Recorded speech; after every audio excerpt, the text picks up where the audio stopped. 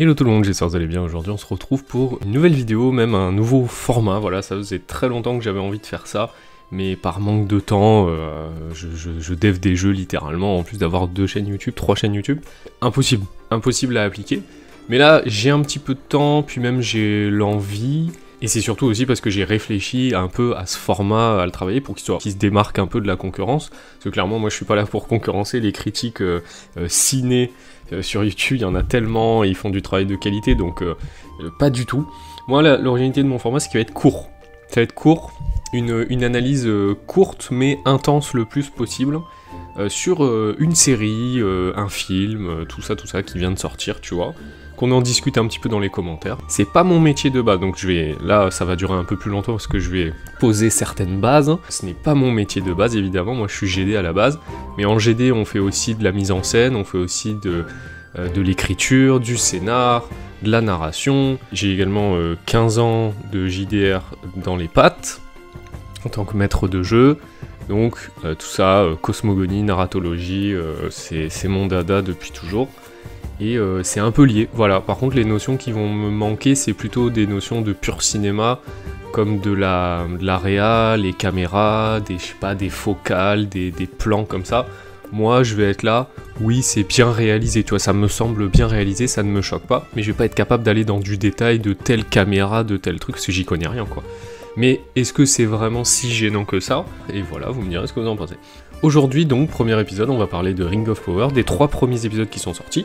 Bien sûr c'est avec spoiler, hein, parce qu'honnêtement faire des analyses sans spoiler, hein, ça fait vendre un peu, hein, tu vois, c'est des vidéos comme ça, passe-partout, ça peut être cool, mais il n'y a pas grand chose à dire en fait, t'es obligé d'aller dans le sujet, tu vois, si tu veux un peu analyser le truc, quoi. Donc bon, c'est pour ceux qui ont déjà vu et qui veulent et qui se demandent, bah, est-ce que c'est bien, est-ce que je regarde la suite, tout ça, plus simplement pour en discuter, quoi.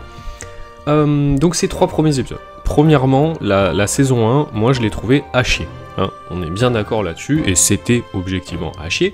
Il y avait quand même des bonnes choses, quelques petites choses, c'est qu'à forcément, avec un tel budget gargantuesque, bah, visuellement c'était impeccable, tu vois, visuellement c'était même extraordinaire. Mais au final, tout ça pour un scénario complètement irrespectueux du lore d'origine, dilapidé, avec des ellipses temporelles qui m'ont particulièrement gêné quand Galadriel elle arrive pour les sauver, machin, c'était n'importe quoi, tu vois, les temps de voyage entre Numénor et le Mordor, c'était absolument n'importe quoi.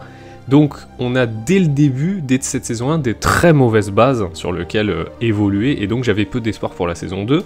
Mais voilà, bon, il y avait quand même, visuellement c'était ok, Sauron, voilà, donc Halbrand, il y avait quelque chose, il y avait un début de quelque chose, même s'il l'humanise, et je sais pas si c'est une bonne idée d'humaniser Sauron, au moins on comprend mieux son lore, ses intentions, pour la Terre du Milieu, tout ça, mais il l'humanise trop, je pense, et de manière générale, oui, ils ont tendance à trop humaniser, mais ça c'est le côté un peu woke de la série.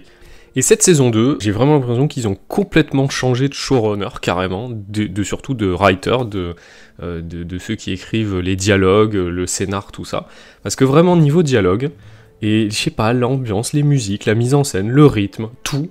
Là, j'avais l'impression de, par moment, hein, parce qu'il y a aussi des défauts bien sûr, mais par moment j'avais vraiment l'impression de regarder le premier Seigneur des Anneaux de Peter Jackson, quoi. Vraiment, ça change totalement. Donc j'ai beaucoup aimé ces 3 premiers épisodes, voilà, j'ai trouvé ça bon, sans aller jusqu'au très bon, parce qu'il y a quand même beaucoup de choses qui vont pas, mais c'est beaucoup mieux, ça c'est sûr.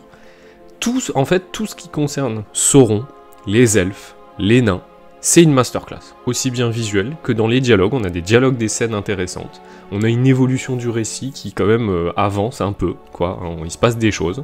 J'avais très peur dans la façon dont ils allaient introduire Sauron, Az, Anatar, à Celebrimbor, tout ça, par rapport au livre, la fidélité, tout ça, et franchement c'est impeccable, on a un rendu presque comme dans les jeux vidéo, comme on imaginait Sauron, c'est très fidèle à ce qu'on pouvait imaginer, donc c'est super cool, et tout ça fonctionne, et hormis 2-3 petits pépins à droite à gauche, tu vois, ça fonctionne.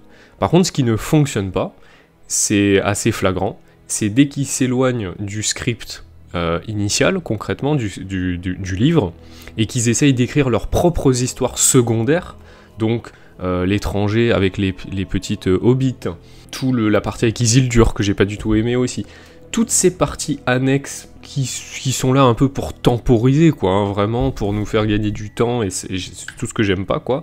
Bah non, mais sans aller à ce que ce soit nul, hein, même s'il y avait des scènes vraiment où enfin moi je trouvais ça un peu nul. Bon, bah c'est un peu long, quoi. Mais ça, c'est malheureusement, c'est une série. Donc c'est par défaut pour un truc aussi court, hein, tu vois, parce que le Silmarillion, c'est pas hyper long. C'est un peu, comme on dit, étaler beaucoup de confiture sur une immense tartine. Là, je sais plus ce que c'est l'expression, mais en gros, c'est vraiment, t'essayes de gagner du temps comme tu peux. Et ça, c'était très pénible dans la saison 1, et ça l'est toujours dans la saison 2. Donc ça, c'est un peu chiant.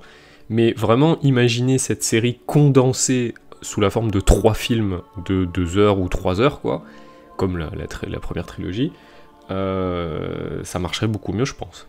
Et ce serait même pas dégueu du tout. Donc voilà, il y a ces longueurs, ces gains de temps. Numénor, j'aime pas non plus trop ce qui se passe, c'est un peu con-con, je dirais que c'est un problème de cette série, mais ça, encore une fois, ça c'est... Même s'ils ont changé de showrunner, il y a quand même une direction qui fonctionne pas trop là-dessus. C'est le côté géopolitique, tu sais. Ils essayent de faire de la politique, ils essayent de nous raconter des conflits d'intérêts, des choses comme ça, ce qui est la base de toute... ce qui est la base, quoi. Dans Game of Thrones, c'est la base, tu vois. Mais en fait, effectivement, il y a un peu de politique, il y a un peu de conflit, même si c'est pas terrible, mais il y en a. Par contre, la géo, c'est 0. C'est-à-dire qu'on nous montre le lieu où on est, basta. On nous montre jamais sur la carte les distances. On nous montre, tu vois, c'est à des années-lumière de Game of Thrones comment c'est réalisé. Parce que dans géopolitique, oui, il y a géo. Donc la géographie, c'est très important, ça donne des notions de distance, ça donne des contraintes. Tu peux pas envahir un pays parce que c'est trop loin, parce qu'il y a des montagnes, parce qu'il y a des rivières, on va se positionner ici, c'est pour ça qu'ici il y a un avant-poste. Et là, c'est un bordel monstrueux. Et franchement, ils ont complètement raté le côté géographique de cette série, tu vois. C'est très dommage, parce que, franchement, avec de bien meilleurs talents, de bien meilleures intentions, les droits complets aussi, puisqu'ils n'ont pas les droits complets sur le livre, hein.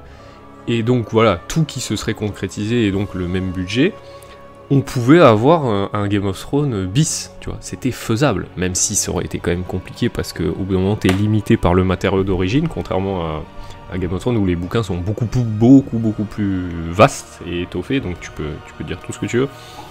Là, quand même, ça raconte l'histoire du Silmarillion, donc t'es limité, et en plus de ça, non seulement d'être limité, on sait déjà ce qui va se passer, un petit peu, tu vois, on sait qu'Isildur va survivre, hein, il peut rien lui arriver, quoi.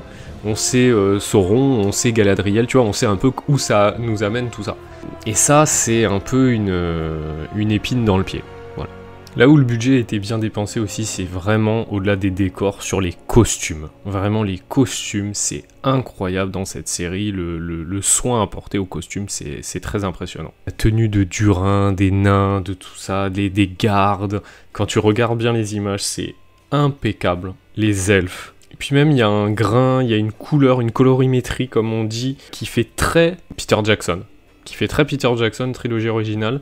Et ça, j'ai beaucoup apprécié aussi. Pour conclure, donc, effectivement, ces 3 premiers épisodes de la saison 2 sont beaucoup mieux que la saison 1, donc ça laisse présager du bon, mais il faut se méfier, c'est pas du tout fini, ça peut encore partir en cacahuète, et il y a toujours des traces de mauvaise écriture, de mauvaise caractérisation, de mauvais choix, surtout dans l'humanisation du bien et du mal. Ça, c'est quelque chose qu'il faut éviter à tout prix, parce qu'on est face à des forces presque bibliques, à des forces... qui nous dépasse avec les Valar, tout ça. On a vraiment il n'y a pas plus manichéen que le Seigneur des Anneaux, quoi, même s'il y a un peu de nuance dans tout ça, mais ça reste très manichéen. Donc de briser le manichéisme, c'est un des fléaux d'Hollywood et de Disney et de toutes ces grandes entreprises de nos jours. Et en plus, c'est une perte de repère pour les enfants, hein, typiquement, parce qu'on te fait comprendre, ah oui, non, mais même les orques, ils ont des familles, même les orques, ils sont attachants, mais finalement, est-ce que c'est pas un peuple exploité, finalement, est-ce que c'est vraiment eux les responsables, qui est responsable? Et donc, on va toujours porter la responsabilité sur un plus grand mal, toujours plus, ce qui est une erreur fondamentale d'écriture, parce qu'au bout d'un moment, il faut assumer ses erreurs, mais c'est quelque chose qui est anti-woke, hein, complètement. Et assumer ses erreurs, ça veut dire ne pas réécrire le passé. Et donc c'est une notion profondément anti-woke, encore une fois, qui n'est pas compatible avec l'agenda hollywoodien, et même un agenda beaucoup plus mondial à grande échelle, et donc forcément, les scénarios en pâtissent, et c'est con. parce que du coup on se retrouve avec des récits comme ça à demi-mesure, on n'est jamais trop sûr, finalement est-ce que Sauron c'est vraiment le méchant, hein, il veut peut-être vraiment sauver la Terre du Milieu de manière paisible hein, finalement. Donc non, au bout d'un moment, il y a de l'esclavage, il y a du massacre, il y a de la torture, au bout d'un moment c'est les méchants, c'est tout, tu vois, donc c'est compliqué, mais ça dépend dans quel degré tu le fais, parce que apporter de la nuance et de la profondeur à un personnage méchant, on le voit dans les animes, hein, Madara, Obito, Pain, tout ça c'est des méchants extrêmement bien écrits, parce que justement ils ont de la nuance. Mais le truc c'est que dans Naruto, bah, c'est écrit comme ça dès le départ. Alors que là, on a une adaptation d'une œuvre d'origine qui n'était pas comme ça à la base, et c'est ça qui est gênant, ici on a une réinterprétation d'une œuvre préexistante. Voilà, c'était ma petite conclusion là-dessus, donc bien sûr tout n'est pas parfait, loin de là, mais j'ai pris plaisir à regarder, c'est déjà énorme, j'ai envie de voir la suite, c'est déjà extraordinaire, parce que dans la saison 1, chaque épisode c'était une vaste blague, et il y avait quelques bonnes petites choses, encore une fois, que j'ai évoquées au début. J'ai notamment oublié de parler aussi de l'amitié Durin-Elrond qui est nickel. Du début à la fin, Elrond, par contre, c'est nickel, tu vois. Galadriel, c'était compliqué, hein, il n'y a pas que moi qui le dis. Ça va un peu mieux dans cette saison 2, d'ailleurs, Galadriel, voilà, j'en ai pas trop parlé, parce que encore une fois, je voulais que ça reste un peu court, mais c'est vrai que Galadriel, qui est quand même centrale au récit, ça va un peu mieux, même si elle continue d'avoir des décisions assez virevoltantes, mais en même temps, j'ai envie de dire, Galadriel, c'est toujours été un personnage qui était ambivalent depuis le début, qui est tenté par le mal, qui est, qui a la recherche de pouvoir, donc finalement, ça colle à peu près bien à son rôle. Ce qui n'allait pas dans la saison 1, c'était ce côté femme forte, guerrière, alors que Galadriel, elle a jamais vraiment été présentée comme ça, et à la limite, bon, pourquoi pas, dans son passé, elle a été générale de guerre. Ok, mais montrez-le-nous. Montrez-nous que c'est une générale de guerre.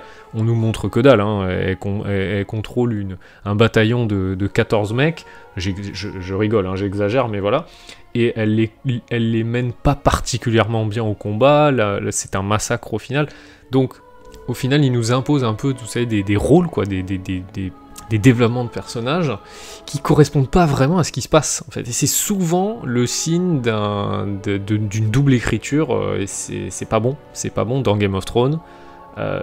C'est tellement plus subtil, c'est tellement mieux écrit, c'est-à-dire que quand un personnage il est présenté comme misérable, et ben profondément, comme dans une dramaturgie grecque, tu sais, il y a un côté très tragique, profondément son personnage il va avoir beau lutter contre son destin, il aura quand même un destin misérable, tu vois, il y a des choses comme ça fortes, tu vois. Là, on est à des années-lumière de ça, bien sûr. Jamais de la vie, on se rapproche de ce niveau d'écriture. Là, c'est un mieux, hein, je répète, c'est ma conclusion, c'est un mieux par rapport à la saison 1. Donc on passe de médiocre à ok, voire bon. Moi, j'ai trouvé ça plutôt bon, même dans certains passages, même si c'est en dents de scie. Voilà, c'était ma conclusion. C'est ce genre de petites analyses courtes, intenses, efficaces que je vais proposer, voilà. Justement dans les coms, est-ce que vous êtes d'accord, pas d'accord, tout ça. Dites-le moi, et on se retrouve très bientôt pour une autre analyse. Je pense que je vais peut-être faire Alien Romulus, sûrement des animes aussi, on va rattraper un peu le temps perdu, ça faisait tellement longtemps que je voulais faire ce format en même temps. Ouais, il y a 40 000 trucs qui sortent, donc on sera pas déçus, ouais. Voilà, merci d'avoir regardé, à très bientôt les potes.